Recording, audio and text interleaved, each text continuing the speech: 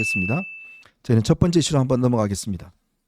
자, 오늘 국민의힘은 경선 후보자 등록 마감일입니다. 어제 오늘 이틀 동안 마감일인데 오늘 권성동 원내대표가 이런 이야기를 했습니다. 한덕수 대통령 권한대행 국무총리는 국민의힘 대선 경선에 출마하지 않습니다.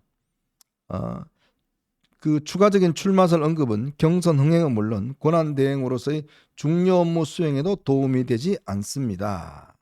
이렇게 이야기를 했습니다. 이번 경선의 성격은 분명히 인식해야 합니다. 윤석열 전 대통령의 탄핵으로 법의 심판을 받았습니다. 이제 국정 파괴 주범인 이재명 후보가 선거를 통해서 국민의 심판을 받을 차례입니다. 이렇게 이야기를 했습니다.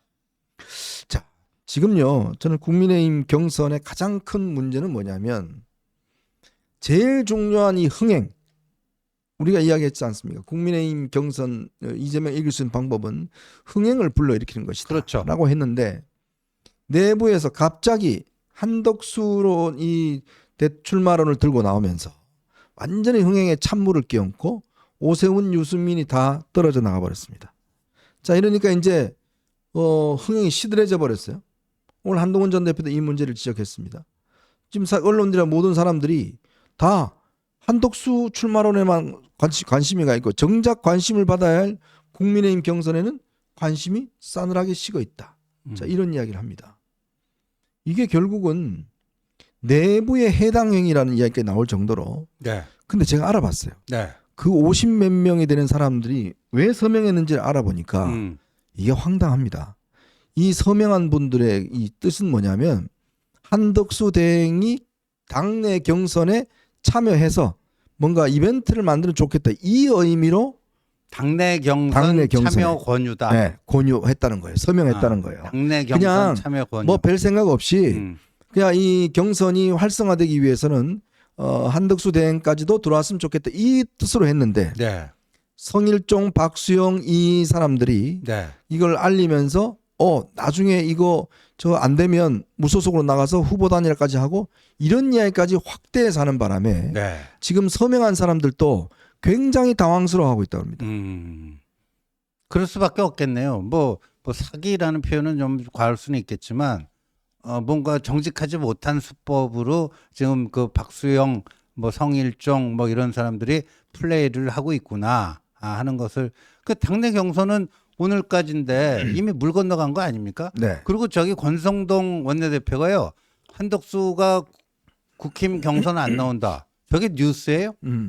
뭐 다 아는 얘기 아닙니까? 네. 며칠 전부터 한덕수는 국힘 경선 안 나오기로 한 게 새로운 뉴스도 아니에요. 네. 예. 근데 핵심은 무소속 출마 가능성인데 거기에 대해서는 기자들이 물으니까 모른다. 저 뭐예요? 알맹이 없는 얘기를 한 거예요. 그리고 이제 권성동 원내대표도 이 한덕수 이슈에 있어서 관리에 있어서 굉장히 부실했습니다. 본인이 좀 실수도 했습니다.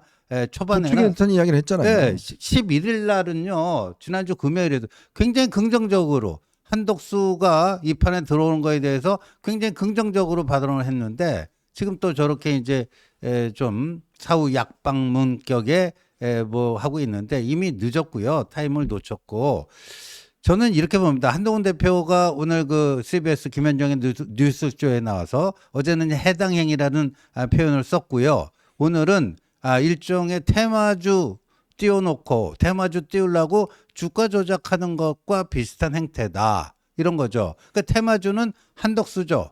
근데 정말 그 테마주가 국민 일반으로부터 자연 발생적인 관심과 이런 걸 받아서 자연스럽게 뜨면 모르겠어요. 그렇죠. 몇몇 작전 세력들, 지금 이 배지들, 뭐 박수영, 성일종 이런 사람들이 작전 세력들이 대단히 뭐가 있는 것이냐, 뭐 해가지고 이거를 그 부양시키는 거 아닙니까? 네. 그 일종의 이제 테마주 주가 조작에 비유할 수 있다 하는 건데 저거 한마디로 떴다방 정치라고 하죠. 저런 네. 걸. 떴다방 정치. 예. 저는 그래서 지금 이 시점에 이 54명 공개해야 된다고 봅니다. 국회의원들이 어떤 서명을 할 때는 그거에 대한 책임감이 있잖아요. 그러면 본인들이 입장을 밝히세요. 왜 서명을 했고 어떤 뜻으로 서명을 했는지 입장을 분명히 밝히고 저는 그 명단도 일단 공개를 해서 이 사람들의 뜻이 뭔지 저는 국민들 앞에 명백하게 드러낼 필요가 있다는 생각이 들어요. 자, 그리고 더 이상 박수영, 성일종 이 두 분은 뒤에서 뭐 신당 창당하니 어쩌니 여쩌니 이런 언론 플레이 하지 말고 도대체 이 소중한 시간에 진짜 경선을 정말 치열한 경쟁으로 이끌어야 될 이 소중한 시간에 지금에 나타나고 있는 이 지지율만 보고 그렇고 뭐 감이 없다라는 핑계를 대서 근데 계산해 보니까요. 네. 지금 한덕수 이 대행의 지지율이 있잖아요. 네. 그게 어디서 나온지 아십니까? 어디서요? 지금 전부 다 김문수, 네. 그다음에 오세훈 네. 여기서 빠진 게 합했는 게 바로 이 한덕수 목이에요. 그러니까 저쪽에서 가져온 거 중도층 가져온 거 하나도 없어요. 그러니까 제살 다 빠진 깎아먹기식. 거. 다 제살 깎아먹기예요. 제살 깎아먹기식 뭐 좀 이동이다. 제로섬 게임이에요. 제로섬 그냥. 게임이에요. 한덕수가 이 판에 들어와서 플러스 알파 해주는 그게 없다라는 거죠. 네. 예. 그리고요. 이게 저는 저거야말로 이제 떴다방 정치고요. 진짜 무책임한 거고 자해 행위고요. 예, 정말 삼류 기획을 했다. 그 해당 행위다. 해당 행위를 넘어서 정말 이적 행위가 될 수 있는 건데 대단한 무슨 정치적 기획을 해서 뭐 고도의 무슨 플레이를 하는 것처럼 저러고 있는 그 한심한 모습이 참 진짜 국민의힘의 현주소 아닌가 이런 생각이 들고요. 그나마 이제 이 쌍권 지도부가 뒤늦게나마 이 문제의 심각성 깨닫고 왜냐하면 쌍권 지도부의 지금 최대의 과제는 뭐예요? 경선 흥행 시키는 거 아닙니까? 네네. 예. 근데 경선 흥행을 해도 될똥말똥한 판에 그걸 위해서 전력 투구를 해도 될똥말똥한 판에 한덕수로 가야 됩니다. 참. 저는 그래서 이게 지금 뭐라 그럴까요? 이게 작전 세력의 이야기했는데 과연 이 두 명이 과연 본인의 생각으로만 이렇게 움직였을까? 저는 이 의문이 분명히 드는 대목이 그렇죠. 있습니다. 조금 전 우리가 심평 네. 이야기를 했듯이 뭐 심평이라 그러면 윤 대통령의 뜻과 상당히 뭐 알고 있는 측면이 있잖아요. 그렇죠. 자, 이제 거기에 대한 저희들은 의심을 갖고 있고 그렇다면 왜 그러면 윤 전 대통령 측은 이런 방식으로 야, 저 한덕수도 나가봐. 나경원도 나가봐. 김문수도 나가봐. 다 나가라고 그러느냐. 예. 그 의도 자체가 상당히 의심스럽고 자, 그리고 이런 거 할 때는요. 참 제가 이런 거 하면 원래는 시민단체라든지 네. 외곽이라 이런 데서 이제 막 성명 발표해요. 그렇죠. 한덕수 출마 서명하고 뭐 그러면서 이제 그런 시민단체들 동원해서 관변단체를 동원해서 이제 그걸 합니다. 그래서 여론이 조금 일어나기 시작하면 그때 의원들 한두 명이 이제 슬슬 이야기하면서 해야 되는데 요번에는 보면 의원들 본인들이 먼저 시작하면서 네. 이걸 불러일으켰잖아요. 예. 국민들 전체 생각 상관없이. 그러니까. 근데 딱 리얼미터가 감독님 그 리얼미터 월요일 날 여론조사 결과 한번 보여주세요. 거기 하면서 한덕수 총리가 8점 몇 프로 나왔다. 네. 이거 뭐 떴다 그랬잖아요. 네. 알고 봤더니 김문수가 확 줄었어요. 그게 그대로 글러갔어요. 그러니까 홍준표가 줄었어요. 예. 그대로 갔어요. 다 줄은 게 한덕수 쪽으로 몰려간 겁니다. 그러니까요. 저건가요? 저거 아니에요. 예, 잘못 올렸네. 예, 저거는 아닌 것 같고요. 그러니까 요번에 이제 리얼미터 조사에서 뭐 김문수가 10점 맨 나오고 네. 2위를 뭐 한덕수가 했다 8점 맨 나왔잖아요. 그 8점 맨이 어디서 왔나 보니까 전주 대비하면요. 김문수가 저기 보면 5점 맨 줄었잖아요. 네. 그거랑 또 홍준표도 좀 줄었잖아요. 네. 홍준표 한 1.9 줄었네요. 홍준표. 한동훈은 거의 그대로고.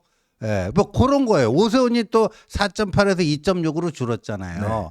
그러니까 전주에 국민의힘 주자 총합과 이번에 한덕수가 들어와서 합친 총합이 변동이 없는 거예요. 그러니까 김문수 거에서 5점 몇, 뭐 홍준표 거에서 2, 오세훈 거에서 뭐 2.2, 뭐 이런 식으로 다 끌어모아서 8.6이 만들어진 거예요. 그러니까 플러스 알파 효과가 없다라는 거죠.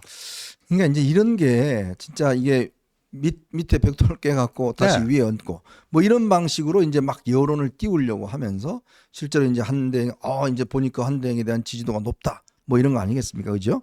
그러면서 여론을 완전히 이제 이렇게 만들어 나가서 결국은 또 이제 띄우기를 하고 있는 것 같은데 이거는요 제가 그도 말씀드렸지만 국민의힘도 망하고 정부도 망하는 일입니다. 그렇죠. 네? 이거는요 정말 자해행위예요. 국민의힘 경선도 예를 들어서 이거는 완전히 그냥 지금 하루하루가 지금 중요한 시점 아닙니까? 그럼요. 하루하루를 어떻게 지금 흥행을 시키고 막 관심을 불어넣고 해야 될 시기에 다 기자들은 한덕수 대행 쪽만 지금 가서 출마할 거냐 말 거냐 이것만 묻고 앉았어요. 자, 이러니 국민의힘 지금 주자들이 공약을 발표하고 뭘 해도 언론에 관심을 덜 받습니다. 근데 정작 한덕수 대행은 보면 본인 스스로 지금 만들어진 이게 뭐 압도적으로 예를 들어서 뭐 20%다 30%다 막 나오면 또 모르겠어요. 안 나오잖아요 지금. 예. 그리고 뭡니까 결국은 아니 윤석열 전 대통령 치하에서 총리했던 사람을 갖다가 내놓는다 그러면 국민들이 뭐라고 그랬어요? 이재명 입장에서는 땡큐예요. 그거 우리 저 현정님 오랜만에 그 홍모 씨, 홍모 영감하고 똑같은 이야기했네요. 아, 저를 홍모 그렇게 지금 영감도 가끔 저를 그렇게 홍모 씨하고 지금 비교하신단 아니 말입니까? 지금? 가끔 그 싱크로율이 맞을 때도 있습니다. 아, 그러니까 좀 기분 이게 나쁘려고 그러네요. 아니에요. 그러니까 이게 그 한덕수 차출론이 얼마나 황당무계했으면 그 홍모 그분도 우리랑 같은 의견을 내겠는가? 네. 저는 그런 이제 맥락에서 얘기한 건데, 자 지금 뭐 8점 몇이 나오니까 갑자기 2등이다, 대단하다. 이거 뭐 이제 성일종, 박수영 이런 분들이 지금 이렇게 막 그 키우고 있는데, 자 우리 한번 보자고요. 예, 대통령이 국회에서 탄핵 소추된 적이 요번이 3번째잖아요. 네. 2번 있었어요. 노무현, 박근혜. 음. 그때마다 권한대행이 나왔습니다. 총리하던 분들이. 네. 고건, 황교안이 나왔어요. 음. 근데 노무현 대통령이 60일 만에 이제 직무 복귀를 했죠. 근데 그 2달 동안에 고건 권한대행이 보여준 모습이 노무현과는 사뭇 달랐어요. 그렇죠. 굉장히 안정적이고 원숙한 모습. 그래서 그때 국민들이 그 모습을 보면서 와 괜찮네 이렇게 된 거예요. 그래서 그 이후 그 노무현 다음 대통령 여론조사를 하면은 고건 그 총리가 장기간 1등을 했습니다. 맞습니다. 압도적 1등을 했는데 나중에 본인도 마음이 있어서 나가려고 했는데 사무실까지 마련했어요. 사무실까지 마련하고 그때 저도 해화동 일식집에서 네. 그 저를 뭐 이렇게 하고 같이 한번 해보자. 음. 뭐 또 그래갖고 뭐 금사단인가요? 뭐가 네, 그때. 그렇죠. 근데 그 노무현 대통령이 보따리 장수다 한마디 하니까 그걸로 그냥 접었어요. 가버렸죠. 그걸로 접었어요. 근데 하여간 고건이 권한대행하면서 이렇게 떴어요. 황교안 엄청 떴죠. 네. 그때 반기문 유엔 사무총장이 드랍을 하면서요. 이제 남은 대안은 황교안뿐이 없다. 네. 지금 저 한덕수 지지율보다도 훨씬 높게 나왔습니다. 네. 그때. 네, 그런데 제가 따져보니까 황교안 당시 권한대행은요. 정확히 D-55일 국무회의 때 불출마 선언을 했습니다. 예? 지금의 한덕수보다도 2017년에 황교안이 지지율이 더 나왔어요. 그런데 권한대행이 심판을 해야지 어떻게 선수로 뛸 수 있느냐 네. 해가지고 D-55 그때 5구 대선이었잖아요. 그때는 그 3월 며칠 날 국무회의에서 불출마 선언을 합니다. 네. 그런데 어제가 거의 D-55하고 거의 비슷한 그 8년 전에 황교안 국무회의 불출마 선언하고 딱 비슷한 케이스였어요. 네. 근데 우리 한덕수 대행은 뭐 마지막 소명 뭐 얘기하면서 아리송해 무슨 말을 했는지 아리송해 이렇게 한 거예요. 그러니까 황교안 대행하고 달라요 이게. 예, 다른데 지금의 저 지지율 가지고 막 흥분하고 하는 사람들은요. 좀 요새 이 검색하면 나오잖아요. 고건 그 대행이 어느 정도 지지율 고공행진을 했는지 네. 8년 전에 황교안 권한대행이 어떤 지지율이었는지 한번 찾아보세요. 이제 이거 가지고 이렇게 지금 호들갑을 떨 때인가 지금. 자, 지금요 또 하나의 이제 그 걸림돌이 있습니다. 뭐냐면 국무위원이요 지금 딱 15명입니다. 네. 지금 한 명이 빠지면 국무회의가 성립이 안 돼요. 그래서 원래는 화요일 날 오늘 국무회의를 해야 되는데 어제 국무회의를 했어요. 그 이유가 뭐냐면 조태열 외교부 장관이 지금 이번에 베트남인가요? 이제 순방을 가게 돼 있습니다. 그러니까 어쩔 수 없이 어제 땡겨서 국무회의를 열은 거예요. 그래서 어제 국무회의 발언이 나왔고, 그러니까 오늘부터는 국무회의를 못 열어요. 정원이 안 됩니다. 그러네요. 지금 15명이 돼야 되는데, 근데 한덕수 대행이 그만두면 국무회의가 없어져요.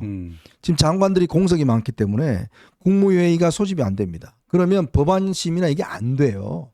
그러면 생각해보세요. 지금 이 중요한 시국에 예를 들어서 5월 3일 날 딱 그 공직 시한 사퇴 시한 4일 날 만약에 한덕수 대행이 나 출마합니다 떠나버리면 예. 그 한 달 동안은 대한민국이 정부가 아무런 결정을 내릴 수가 없어요. 그렇죠. 국무회의가 안 되는 바람에. 예. 응? 예.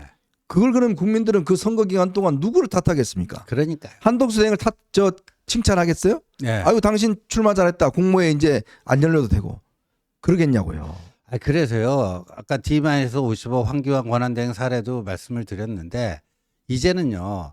뭐 그 이 한덕수 차출론이 뜬 지가 며칠 안 됐잖아요. 네. 처음에는 얼떨결에 그러니까 한덕수 대행으로서도 뭐 어쩔 수 없다 쳐요. 근데 이렇게까지 된 마당에 계속 알쏭달쏭 뭐 선문답이나 하고 그러면요.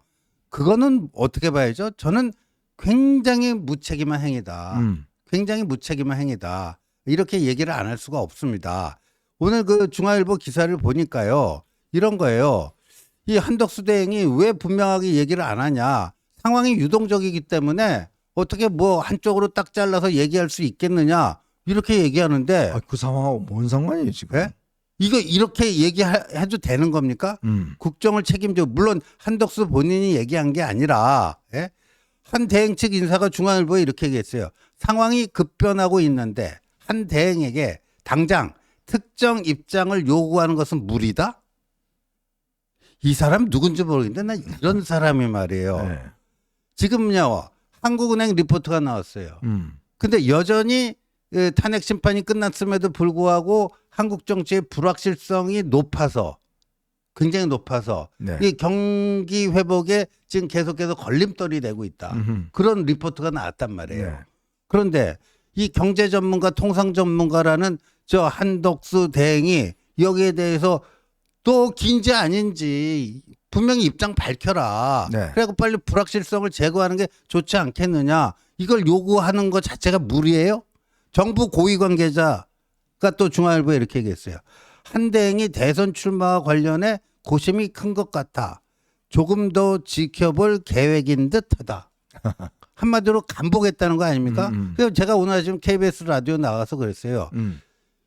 이번 주까지 기다 아니다. 나간다 만다 분명히 얘기해야지. 네. 이번 주 넘기게 되면 한덕수가 아니고 간덕수가 된다고 그랬어요. 간덕수가. 네. 근데 뭐 어차피 이제 뭐 한대행을 우리가 또 너무 또 몰아붙일 필요는 없을 것 같아요. 아니 근데 네. 책임 있는 저 공직자로서 네.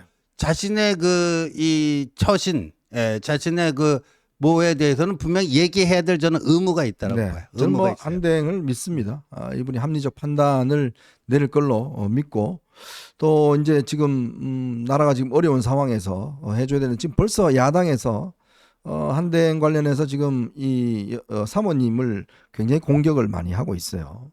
벌써부터 뭐 이런저런 뭐 무속이다 뭐다 뭐 여러 가지 공격을 하고 있기 때문에 괜한 이 흠집 내기가 될 수가 있단 말이에요. 그렇기 때문에 빨리 본인께서 이게 뭔가 클리어를 해줘야 그렇죠. 본인이 뭔가 이게 지금 도움이 되고 상황에 대한 또 이 악화되는 거를 막을 수 있고 오히려 좀 국민의힘 경선 쪽에 국민의 어떤 관심을 끼우는데도 저는 분명히 이게 이런 식으로 하면요 국정이 흔들리고 정부가 흔들리고 공격받으면 이게 장관들이 일을 할 수가 없습니다. 그렇죠. 네? 이거는 국정의 중심에 있는 한대행이 이거는 본인의 경험이 많지 않습니까? 분명하게 결정을 내려야 된다는 생각이 들어요. 자, 그런 상황에 지금 이제 빅텐트 이야기가 많이 나와요. 빅텐트가 뭡니까?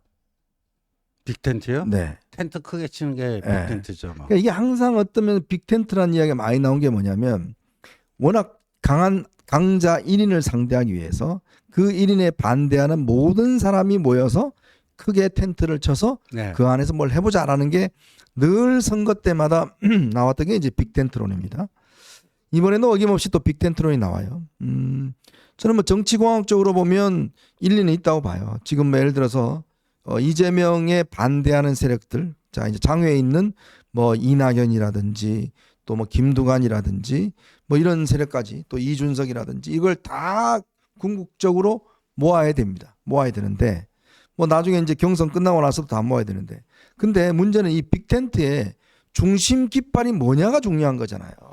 그렇죠. 근데 저것도요. 지금 같은 말을 하더라도 어떤 타이밍에 어떤 맥락에서 얘기하는가에 따라서요. 전혀 다르게 들릴 수가 있습니다. 그래서 정치를 타이밍에 예술이 있다고 또 하는 이유 중에 하나가 똑같은 말도 그걸 얘기해야 될 타이밍을 잘 골라서 그때 해야 된다는 겁니다. 그래서 한자어로는 때 시자에 적중할 때 가운데 중자. 그 때도 딱 그 적중하는 그 타이밍, 때 시자가 있다. 그런 건데 저는 지금 저것도 지금 상황에서 할 얘기가 아니라. 아, 그럼요. 왜? 지금은 어떻게 하면 이 경선을 흥행시킬 것인가? 네. 어떻게 하면 경선을 흥행시키고 국민의 이목을 집중시키고 흥미진진한 이 드라마를 만들어 갖고 5월 3일에 최종 국민의힘 후보가 뽑혔을 때 지금 가상 양자 대결 해보면 속된 말로 허벌나게 다 깨지고 있잖아요. 근데 최종 5월 3일에 뽑히면은 이재명과 거의 비까비까한 수준으로까지 근접할 수 있는 그 전당 경선 효과, 컨벤션 이펙트를 충분히 내갖고 거기까지 만들어 놓은 다음에 본선 필승 전략으로서 그 시점에 우리 플러스 알파를 좀 하자. 그러니까 보세요. 윤석열 집권 이 쭉 코스를 보더라도요. 처음에 국민의힘 내에서 8명이 나왔다가 4명 탈락되고 4명 남아갖고 뭐 하다가 최종적으로 윤석열을 후보로 뽑혔잖아요. 그리고 나가서 본선 단계에서 안철수하고 단일화 하듯이 그렇게 하면 되는 거예요. 근데 지금부터 이 경선이 흥행될지 안 될지도 모르는데 빅텐트 치자. 그러면 아까 그 비슷한 적이라니까요. 이 경선이 얼마나 경선 그 자체적인 그 자각 능력이 없으면 저렇게 빅텐트만 그 떠드냐 이런 지적을 받게 되는 거죠. 바로 그 지점입니다. 지금 각 후보들이 뭔가 국민들에게 반 이재명을 넘어서서 앞으로 어떠한 대한민국을 만들 것인가에 대한 비전과 정책을 내놓고 싸워야 될 때지 않습니까? 근데 그건 온데간데 없고 맨날 빅텐트 이야기만 해요. 반 이재명만 이야기를 합니다. 도대체 그렇게 해서 이게 지금 국민들이 정말 이게 이 뜻이 이 국민의힘에 관심을 가질까요?